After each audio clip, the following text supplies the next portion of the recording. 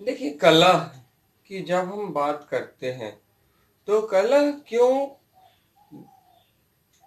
अनावश्यक है। तो जैसे खरपतवार की हम बात करते हैं, जब कृषक अपने खेत में अनाज उपजाते हैं तो अनाज के साथ साथ खरपतवार भी उगाते हैं, जो कि कठिनाई का कारण बनते हैं। और खरपतवार फसलों को दिक्कत भी देते हैं। ठीक उसी प्रकार से जब मनुष्य अपने परिवार में मेल जोल रखता है, तो कुछ विचार रखता है, तो उस विचार के नकारात्मक जब प्रभाव पड़ते हैं तो उस नकारात्मक प्रभाव को हम लोग कहते हैं कलह, जो बहुत ही ज्यादा दुखदाई होते हैं। तो कलह को कभी भी आने नहीं देना चाहिए। रीजन क्या है उसके पीछे? कलह जब भी परिवार में आएंगे तो वो परिवार की खुशियों को तो जो अभी है उसका तो हनन कर ही देंगे। अपने परिवार की खुशियां वो व्यक्ति जो परिवार में कलह करते हैं अपने हाथों से ही जला देते हैं। इसके साथ ही साथ जो आने वाली खुशियां हैं, जो बहुत सारी प्रतिभा परिवार में होती हैं, जो भविष्य में पनप सकती हैं, वो सारी प्रतिभाएं भी दब जाती हैं। तो कलह कभी भी नहीं करना चाहिए और ना ही किसी को करने का अवसर देना चाहिए। कलह को अगर पूर्ण रूपेण नाश करना है तो प्रेम का अवलंबन लेना अनिवार्य है, अपनेपन का अवलंबन लेना अनिवार्य है। एक परिवार में अत्यधिक लाड प्यार अगर हम देते हैं, अत्यधिक अनावश्यक और पक्षपातपूर्ण, तो वहीं से कलह की अभ्युदय होती है, कलह की उत्पत्ति होती है। थोड़ा सा और आगे हम लोग चलते हैं तो ये जो कलह है, ये रिश्तों में व्यवधान तो डालते ही डालते हैं, कार्य को भी सुचारू रूप से संपन्न नहीं होने देते हैं। ये न केवल घर में बल्कि विद्यालय में भी देखे जा सकते हैं। ये जो कलह है, ये कलह विद्यालय में आप देख सकते हैं। जब एक शिक्षक है, वो शिक्षक जब अपने पाठ को अच्छी तरह से प्रस्तुत कर रहे हैं विद्यार्थियों के समक्ष, तो उस दौरान विद्यार्थी लोग अगर अनावश्यक तौर पर व्यवधान डालते हैं, कुछ विद्यार्थियों में तो ये आदत होती है कि वो अपने फुल सेट पहनते हैं और उसको ऐसे खींचते हैं। ये बहुत ही गंदी बात है, ऐसा नहीं करना चाहिए।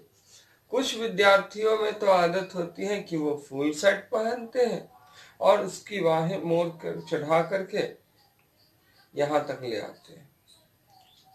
ये भी नहीं करना चाहिए, ये भी गलत बात है। कुछ लोग कॉलर को खड़ा कर लेते हैं, तो ना, ऐसा नहीं करना चाहिए। ये सब चीजें व्यवधान मूलक है।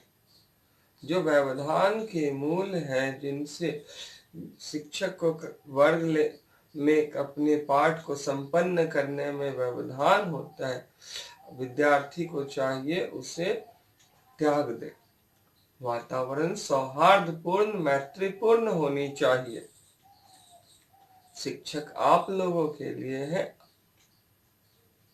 आप लोगों के माता पिता के आदेशानुसार कार्य कर रहे हैं। जहाँ माता पिता की सीमा समाप्त हो जाती है, वहाँ उनके अनुग्रह पे आप लोगों के जीवन को बनाने को तत्पर होते हैं। ये लड़ाई आपकी है, जीवन आपका है, दिमाग आपका है। शिक्षक तो उन्हें विकसित करने वाले हैं। उनकी बातें सुनना ही डिसिप्लिन है। डिसिप्लिन की और कोई परिभाषा हो ही नहीं सकती।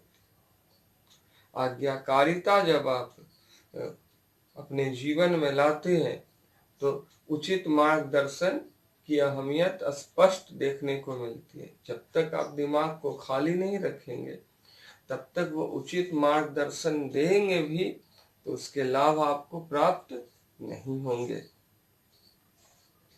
आपको चाहिए कि वर्ग में शांति बनाए रखे, पीस को बनाए रखे। ऐसा आप करेंगे तो शिक्षक वो सारी बातें बता सकेंगे जो बुक में तो दी हुई है, कवि की आंतरिक भावना है जो बुक में नहीं दी हुई है, उसे भी उदाहरण सहित विभिन्न प्रकार के उदाहरणों की समीक्षा करके कुछ दृष्टांत दे करके कोट करके उसे क्लियर कर सकते हैं। पढ़ाई की जो चीजें हैं वो दिखती जैसी है वैसी नहीं है, इसीलिए कहा गया है जहां न पहुंचे रवि वहां पहुंचे कवि। ठीक है, तो क्यों बनना इससे अजनबी जबकि इसी में है खुशी। ठीक है, चलिए थोड़ा सा आगे हम लोग चलते हैं। पढ़ाई जो है उसको लेकर के अगर हम लोग चलेंगे तो जीवन में अपना और अपने परिवार का बोझ उठाने के लिए समर्थवान हो पाएंगे। लेकिन अगर पढ़ाई से हम खुद को दूर कर लेंगे तो अपना और अपने परिवार के लिए खुद ही समस्या का कारण बन जाएंगे। जो इंसान अगर समाधान नहीं कर सकता है तो वो खुद ही एक समस्या है। परिवार की खुशियों के लिए कलहकारी है तो समाधान करने की राह पे हम लोग चलेंगे। जीवन में दिक्कतें आएंगी तो अब गर्मी लगती है, मान लीजिए ऐसा करिए गर्मी लगती है तो ये तो जीवन में स्वाभाविक है ना। गर्मी के दिन में गर्मी लगना, वर्षा के दिन में बारिश होना, ठीक है, और ठंड के दिन में ठंड लगना, ये स्वाभाविक है, ये कोई नई बात नहीं है। अब इससे आवेशित हो जाना, आक्रोशित हो जाना और इसे ही आवेश और क्रोध को ही जीवन में धारण करना, ये कहाँ की समझदारी है। ये कोई समझदारी हो ही नहीं सकती। समझदारी तो उसे कहेंगे हम लोग जिसमें इंसान हालात पे काबू पा लेता है। If you feel nothing you get nothing. अगर कुछ आप महसूस नहीं करते हैं तो उसका एहसास भी आपको नहीं होता है, उसका प्रभाव भी आपको नहीं प्रभावित करता है। तो यहाँ पे आप बहुत सारी महिलाओं को देखिए, माओं को देखिए, चूल्हे के पास रहती है, गर्मी गर्मी रहते हैं, फिर भी लगातार वो काम करती रहती हैं, अपने परिवार के सदस्यों के लिए भोजन तैयार करती है। पिता लगातार तबीयत भी खराब रहता है फिर भी काम करते रहते हैं, मजदूर लगातार काम करते रहते हैं, ऑटो ड्राइवर जी लगातार काम करते रहते हैं। तो ऐसे इन लोगों से सबक लेना चाहिए हम लोगों को। ये लोग जब हमारे लिए इतना कर रहे हैं तो हमारा क्या फर्ज बनता है। गर्मी लगती है तो बर्दाश्त करेंगे, समस्याएं जीवन में आएगी तो उसका सामना करेंगे कि कायरों की भांति हम मुंह छुपा लेंगे। संस्कृत में एक बहुत अच्छी बात कही गई है विद्यार्थियों के संदर्भ में, हालांकि वो सभी जगह लागू हो सकती है, कि विद्यार्थी न लभते विद्या सुखार्थी न लभते सुखम, विद्यार्थिना कुतो विद्या सुखार्थिना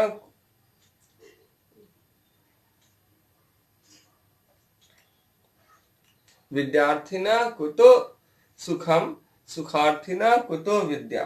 हाँ, ऐसा ही कुछ बहुत पहले पढ़े थे क्लास 8 में।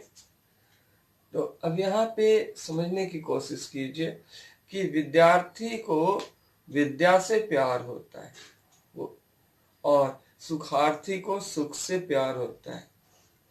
विद्यार्थी के जीवन में सुख नहीं होता है, सुखार्थी के जीवन में विद्या नहीं होती है।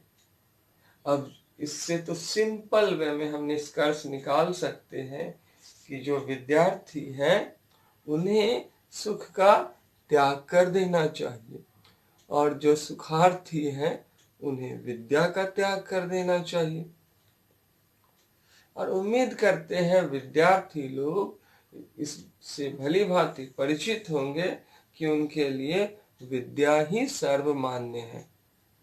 अन्यथा वो घर में रह सकते हैं, घर में रह करके एसी चला करके, यहाँ तक कि बाथरूम में अगर उनके पिताजी समर्थवान हैं तो एसी लगवा दे, उसमें हर्ज क्या है।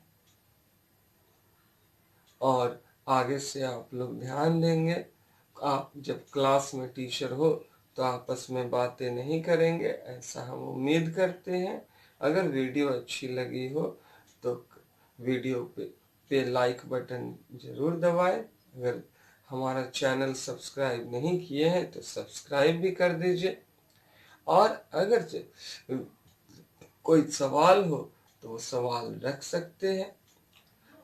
वैसे एक बार की बात है, अमिताभ बच्चन को एक बार गर्मी के मौसम में एक आखिरी रास्ता फिल्म के दौरान साल ओढ़ करके एक्टिंग करनी थी। तो साल ओढ़ कर एक्टिंग करनी थी तो बहुत ज्यादा पसीने पसीने थे, दिक्कतें हो रही थी उनको कि गर्मी के दिन में साल ओढ़े हुए हैं। तो अब उस सिचुएशन में अमिताभ बच्चन जिसे अनुपम खेर ने जाकर के पूछा कि सर आपको गर्मी नहीं लगती है, तो उन्होंने कहा हाँ, जब मानता हूं कि गर्मी है तो लगती है, और जब नहीं मानता हूं कि गर्मी नहीं है, मान लेता हूं कि गर्मी नहीं है तो गर्मी नहीं लगती है। ये बात आप समझ सकते हैं, ये और स्पष्ट करेंगे। आखिर यूं ही नहीं उनको महानायक कहा जाता है।